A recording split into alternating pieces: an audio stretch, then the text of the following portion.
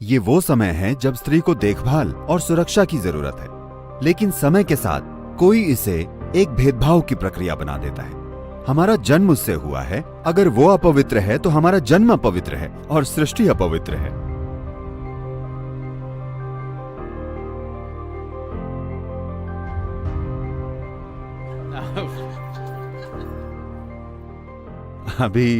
अभी आपने बहुत बड़ी बात कही कि आध्यात्मिक आयाम में पूर्व धारणा है। मैं चाहता हूं कि आप समझें कि आध्यात्म में मासिक धर्म की कहीं कोई चर्चा नहीं है, क्योंकि आध्यात्म में मासिक धर्म नहीं हो सकता, सिर्फ शारीरिक स्तर पर हो सकता है। ठीक है? So it's a physiological issue. तो ये शारीरिक मुद्दा है और ये मानसिक रूप में व्यक्त होता है सिर्फ कुछ स्त्रियों में। मैं ये नहीं कहूंगा कि हर स्त्री में, लेकिन काफी सारी स्त्रियों में इस शारीरिक प्रक्रिया का असर उनकी मानसिक प्रक्रिया पर होता है, जो कि एक सच्चाई है जिसकी देखभाल होनी चाहिए। अगर यह सिर्फ इसलिए कहा जा रहा है कि कुछ मंदिरों ने कहा है कि स्त्रियां उन दिनों में प्रवेश नहीं कर सकती, तो आपको समझना होगा कि इसका आधार क्या है। आज की स्त्री के बारे में भूल जाइए, ठीक है? कि उसकी क्षमताएं क्या हैं, कि वो अपने शरीर की जरूरतों को किन तरीकों से संभाल सकती है, ये एक अलग चीज है। मैं चाहता हूं कि आप 1000 साल पहले देखें। स्त्रियों के पास स्वच्छता की सुविधाएं कैसी थी, वो किस तरह के काम करती थी। तो इन चीजों के मुद्दे हो सकते हैं, है ना?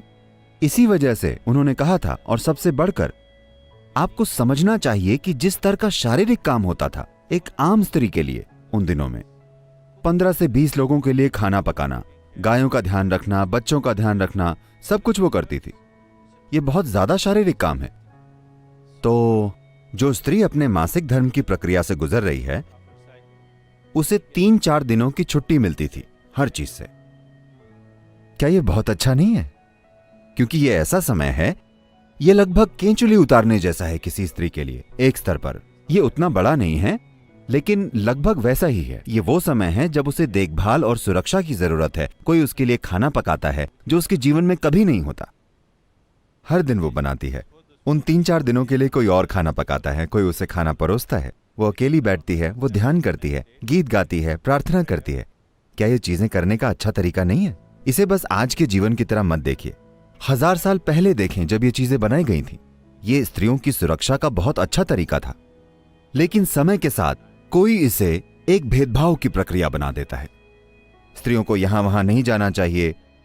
वो कुछ चीजें बस अज्ञान की वजह से हुई हैं। इसका अध्यात्म से कोई संबंध नहीं है, क्योंकि अगर मेरी मां के शरीर में मासिक चक्र नहीं होते तो मैं पैदा नहीं होता। ठीक है? हाँ या ना? हमारा जन्म उससे हुआ है, अगर वो अपवित्र है तो हमारा जन्म अपवित्र है और सृष्टि अपवित्र है। यह एक मूर्खतापूर्ण विचार है, इस तरह से सोचना भी। इन नियमों का आधार पवित्रता या अपवित्रता नहीं, बल्कि व्यावहारिक कारण है। आज भी मैं हजारों स्त्रियों से मिलता हूं जो उस समय काफी परेशान होती हैं, क्योंकि उन्हें तब भी काम पर जाना पड़ता है, उन्हें हर तरह के काम करने पड़ते हैं।